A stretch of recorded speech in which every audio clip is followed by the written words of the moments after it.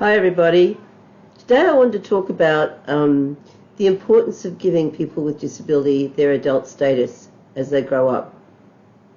And I know there are many people who truly understand the importance of this, but I see a lot of times that people don't really appreciate the damaging results of not really allowing a person to grow up or understanding what it takes to really help that individual become the adult they're going to be. So I think this is something that would be very good for us all to be talking about, because there's such a lot of unconscious, isn't there, in the way we see people with disabilities, and that this is one of the things I think that is very unconscious for many, many people. I think it's a failure that disability, our society does not actually see people as adults, and people are seen in what Wolf Wolfensberger used the title eternally childlike. And in social role valorization theory, SRV, it talks, along with many other things, about the damage that it does if people are not seen as adults, and how that contributes to a lack of value for the person. And he talks about people being devalued if they are not seen as adults as people grow older. Because whether we believe this or not, it's true that children do not have power and control in the world in the way adults do. And so if what we find is that people with disability don't ever get to their adult status, that their ability to control and manage their own life will be really, really reduced. And that, in fact, this is one of the things that we want to make sure people have as much opportunity to grow into as possible, don't we? But maybe unconsciously we don't really understand that, or we have never really understood or appreciated what it might mean to not be able to get that kind of opportunity. Now, one of the things I think that happened to people with disability and their families very early is we start to use IQ testing as the way to actually understand more about how the person functioned. And so IQ testing was a big deal for a long time, and is still apparently a big deal, because in any medical model like the NDIA, we'll be looking at that kind of way of working out what people's function is. But in fact, that kind of IQ testing, the kind of way we do that and the questions that are asked, don't really even go near to understanding or appreciating the capacity of people with disability. And those questions don't really help us understand any more about what people with disability can do. And so often what we end up with is, this kind of thing about, it's like IQ testing is a bit like a brain surgery with a rusty chisel. The instruments are blunt and inappropriate for the kind of work that needs to be done and understood in this area. And so one of the things I want to say to you, and I've said this before, I'm going to keep on saying it over and over, is the predictor of capacity in people will not be the level of their IQ. It'll be the level of expectation and the level of opportunity that people get to show others just where they're up to and what they can do. This is I think, the most empowering thing for those of us who work with or love or, growing up a child with a disability, to know that. So I'm just going to say it again. The most powerful predictor of capacity and growth and development in a person with disability is high expectation and an opportunistic approach to what we do and how we create opportunities for him or her, not an IQ test. And so I would encourage people, if you at all possible, not to partake. And if you do have to partake, make sure that you don't take it very seriously and only use it for the things you need to. And if you don't have to do it, don't do it at all. And I think the other thing is, once we have that assessment, what's historically happened is that the assessment comes back and says, well, this person's operating at 3 years, 5 months, 6 days, 4 hours, 25 minutes, 44 seconds, and 10 nanoseconds. It seems to be so specific.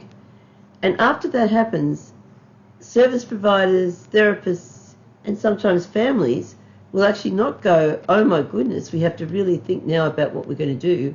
How are we going to build capacity in this person? How are we going to help them grow? What we do is say, let's give them Thomas the Tank Engine. Or let's this person stay at this level for the rest of their lives. And this is absolutely not okay. And can I say, at whatever age the person that brought you to these videos is, it doesn't matter whether they're a little child or whether they're grown up, and it doesn't matter how grown up they are. A developmental model will help people manage these things more effectively and become more mature and learn and grow as time goes on if we are actually working in a way that says we expect that would happen and we're giving people opportunities to do it. So it's interesting, isn't it? Because little children know how important it is to grow up. And if you ask a child who's 5, how old are you? How old are you? They'll go, I'm 6. I'm nearly 6. Even if their birthday's just happened, because children know about the status of adulthood and how important it is to do that. And how often do we ask little children with disabilities, what would you like to do when you grow up?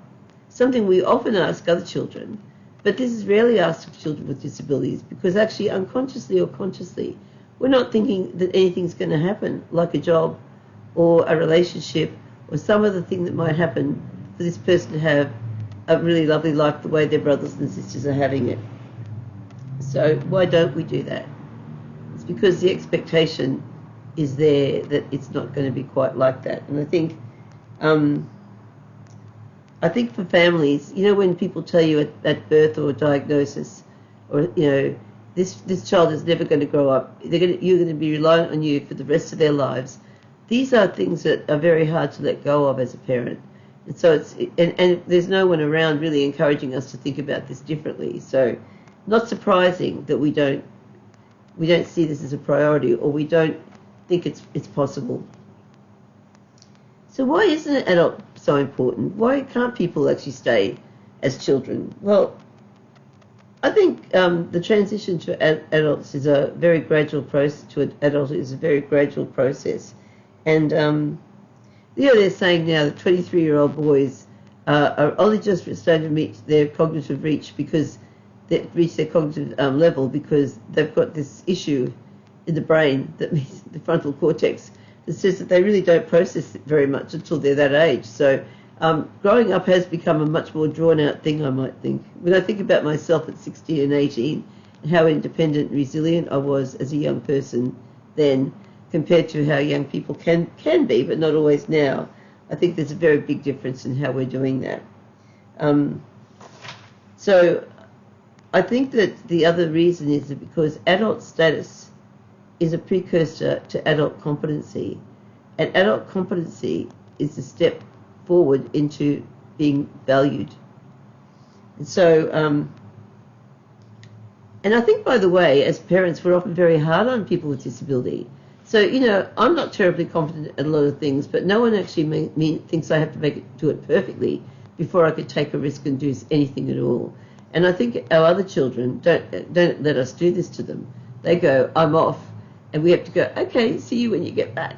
We just don't have the same power and control over those kids that aren't identified as having a disability. And so often they're taking the forward step themselves rather than us pushing them along in the way that we might think we have to do for the person with disability. And the other thing is that in actually giving people status of adulthood, we also are actually increasing the level of risk. Because I think I said this in another video, you cannot actually have growth without risk. Everyone needs to do some risky things to learn and grow. And sometimes we have to fail, and we have to learn from failing. Not from people telling us that you will fail, you shouldn't do it, you couldn't do it, I told you not to do it. Actually, for many, many people, me included, the only way I've ever learned anything is to mess up. But often that's not really given. That status isn't given to people with disability. And sometimes when people do mess up, that's the reason for then reducing the level of opportunity for people. When in fact it should be, now you've done this, let's work out what you've learned from it and let's keep on going. So you see how it can kind of work against people.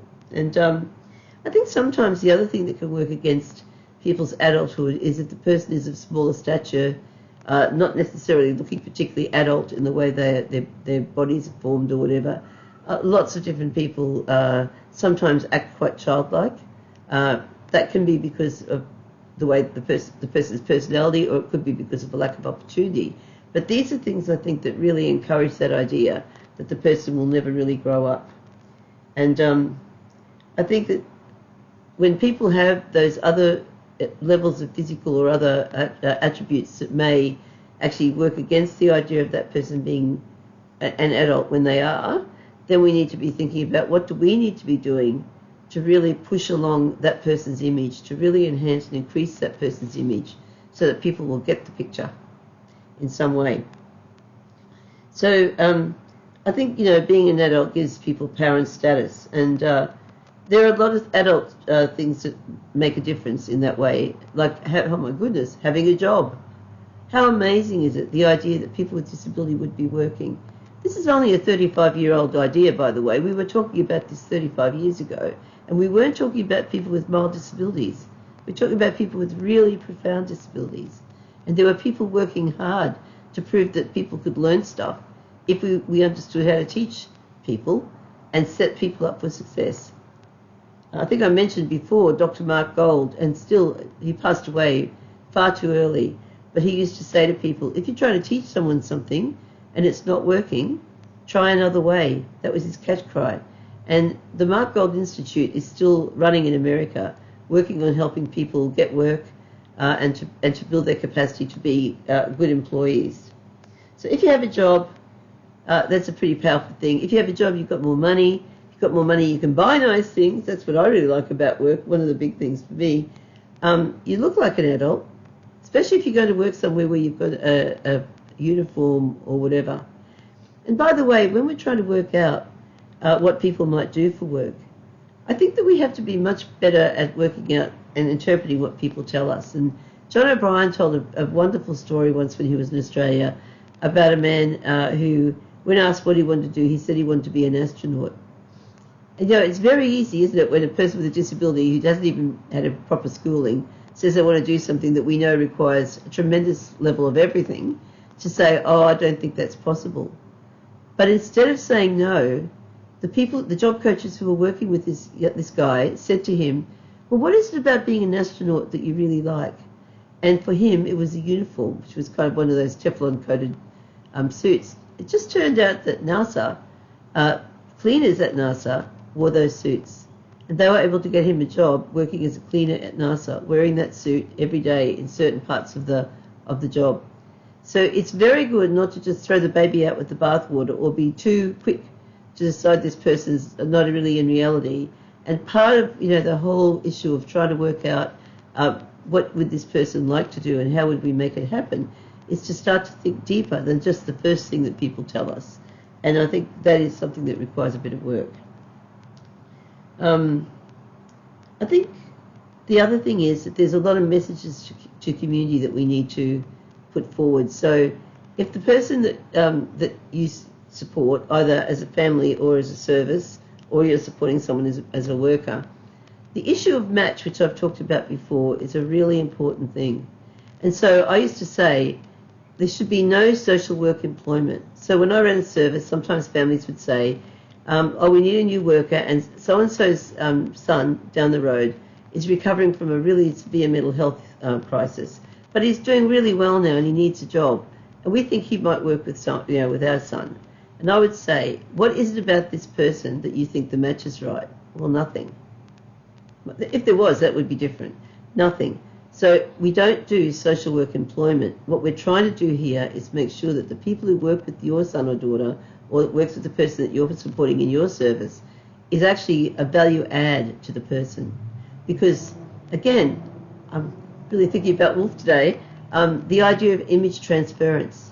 So if your son or daughter or the person you support, the person in your service, is out with somebody who's attractive, who's able to connect, who's interesting, who really relates to the person well, all of these things will actually give more value added to the person that they're supporting.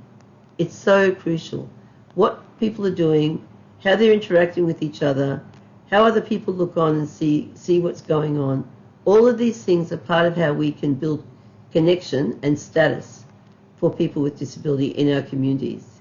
Very important. Then I think the thing that sometimes might really get in the way of a person being seen as an adult is that, for lots of us as families, we were told when our children were young, this person will never amount to anything. You'll have to look after him or her for the rest of your days.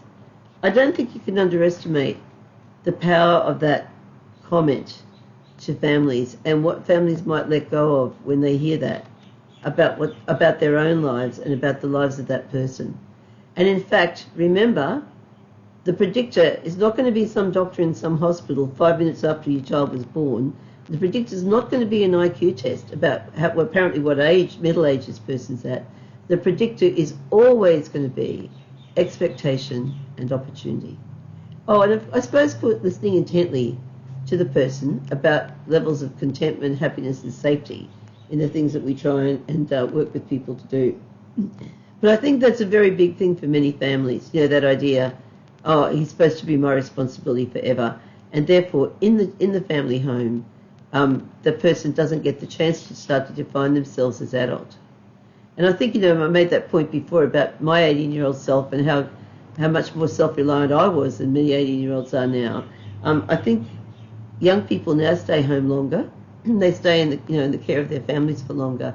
It doesn't matter whether you've got disability or not. It appears that people do not build capacity while they're home, and their families can do those things for them. Not disability related, just about how human beings are when these things are occurring. And I think sometimes as families, when we do have people at home and we don't have enough support to really help kind of change the dynamics there, if we're still doing the things we were doing for that person 20 years ago, still helping the person get dressed, still helping with personal care, still trying to help the person manage a whole lot of impulses and whatever, it is very, very hard to see this person as a grown adult when you're in a very heavy caring state. And this is one of the reasons why I feel if we can find competent support, and man, I really mean that, competent support, not just someone to turn up to fill in a few hours or days, although maybe that's enough if what you need is a break. But if we really want people to grow up and to become more competent and able to do things, we're going to need to make sure we've got people there external to ourselves. And I often like to tell people that my now 49-year-old daughter, who has a disability, when she was young, I can teach anyone anything, but when we get together, I stop helping her to learn something when I make her cry. So maybe it's just me, but I actually think it's very hard as a parent to be a teacher for your son or daughter. I think there's just too many things that get in the way, and we need external people to help us with these things, definitely. And I think the other thing that's a problem is that in service land, generally, not everywhere, people don't actually know how to do this. Again, I've talked about this a few times in different videos, but when people come into service land and the person gets support, there's often not even a conversation about how to make sure this person is, supported appropriately for their age and stage in life. I don't think it even comes into the conversation in most situations where people are. And of course, in many services and in many families, so family land and service land, there is a big issue with risk. And so if you're risk averse, it is going to be very hard for this person to show you what they can do. Now, when I say this, I need you to know that not being risk averse does not mean putting the person in a situation where it's going to be a life-threatening situation. We all know that's not right, okay? But there's a level of risk that can happen that can be 2 inches from where we are right now that would make a difference to how things work. And just an example from ordinary life, how many times have you been there, or have you been the parent who, when your son or daughter is going out the door to something, we say, you should take your jumper.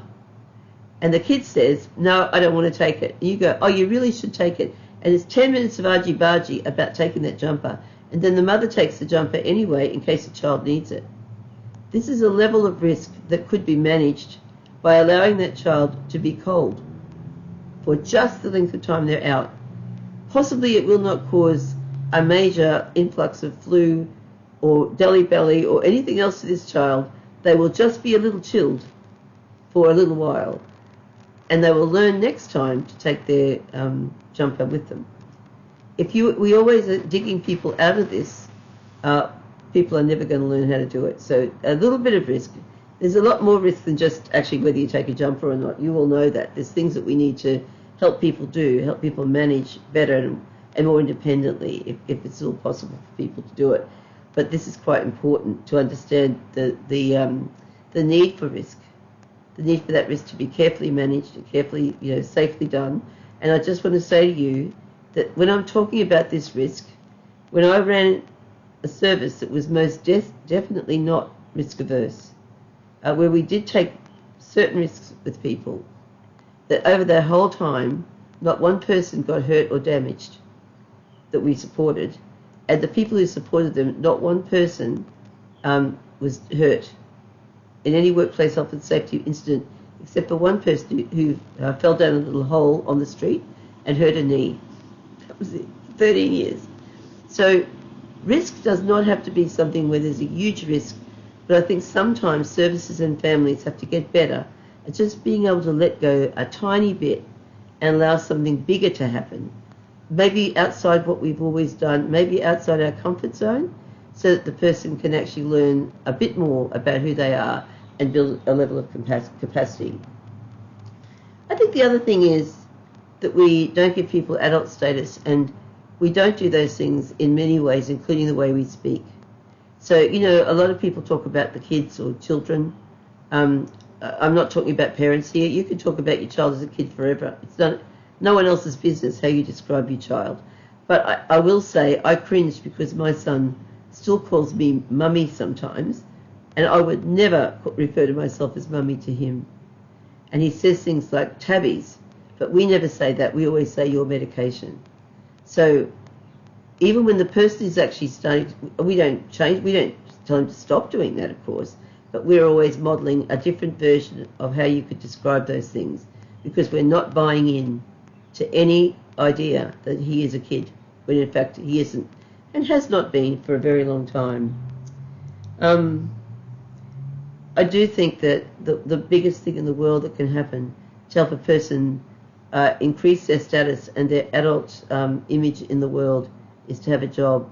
And I think that there's going to be one of these videos very soon is going to be about the importance of work and how we might actually set up our sons and daughters or the people in our services to have not only a work ethic, but a work concept. Understanding more about work, what work actually means, and what's required when you go to work, because I think these things make a big difference. So going to work in a uniform is like a double-edged, double, fabulous thing. Going to your volunteering job in a uniform is a really amazing thing. And once, many years ago, my daughter was a volunteer at the hospital in Townsville, and those volunteers all wear this bright yellow shirt. Because Jane's a big girl, she couldn't fit into the shirt, but one of the women in that volunteer group believed it was so important that she should be part of the tribe, wear the same thing as everybody else, that she adapted a shirt so that she had one to wear that fitted her. Isn't that a great story? So lovely to think that's happening. So I think also the everyday tasks we support people to do, how much we're making sure people are at the forefront of their transactions in shops, how much is this person able to manage for paying or putting their card on the EFTPOS machine, how much can people do better at working out what they need to be seen, not only doing it, but to be seen to be in charge of their shopping or their banking or whatever, and how well that person's being supported by the individual who's with them, how connecting that person is, how much that person reassures other people in the world about the okayness of this person, even if they're doing something a bit different.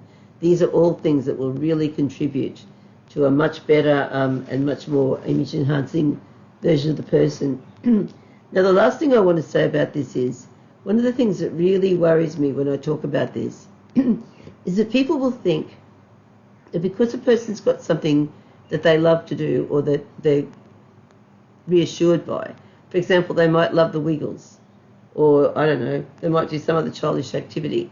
It's not to say they cannot do that. Please don't take things away from people. Most people with disability haven't got enough. So we can't be taking things away when we haven't actually put enough in.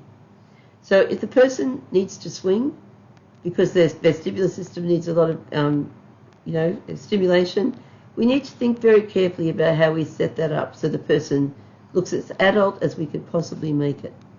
That we're there in that interaction, that we're helping. If a person loves the Wiggles, then it should be a bit of a negotiation that says, we'll play 2 of your songs and then let's play one of mine, so we can expose people to a more adult version of music It doesn't matter if they always love the Wiggles.